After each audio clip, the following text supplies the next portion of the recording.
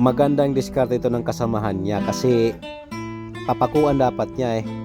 Magaling mag-isip yung isa. Imbis na papakuan mo, wag na. Kami may clamp naman nagawa sa bakal oh. I-clamp mo na lang, di okay na. Diretso na magpalitada dyan. Okay sa all right. Ang galing ng engineer dito ah. Kasi imbis na gagamitan mo ng bakal yan, hindi na bakal ang ginamit mo. Kung hindi, kawayan na lang.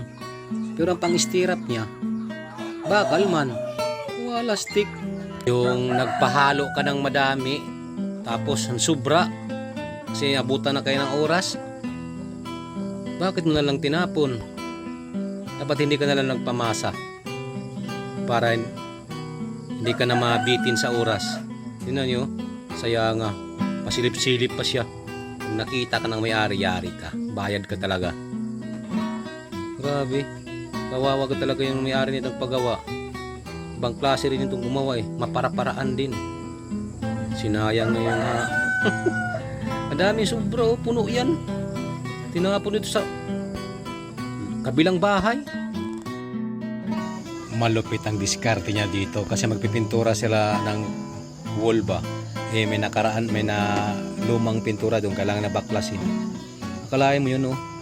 Yung bala ng jackhammer ba, pinalitan niya ng spatula para pag diin niya tanggal yung mga dating pintura.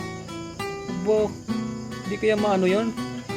Ibang klase yung pamamaraan niya dito sa pag-asintada ng CHP ah. Hindi na kailangan maggawa ng andamyo. Doon na lang mismo pumatong sa naka-file na ng CHP. O diba? Malupit. Yung seryoso ka sa ginagawa mo pag asintada ng CHP, tapos yung partner mo oh, yung linsa mo ng yung tangsi mo ba, siningitan mo naman ng kahoy. Malayo na ngayon yan. Wala nang linsa mo oh. Magugulat ka ngayon. Layo. Magugulat yan siya dyan oh. Ang layo na. Ay, partner mo, asa na ngayon yan? Lagot yan ang partner mo na magulo.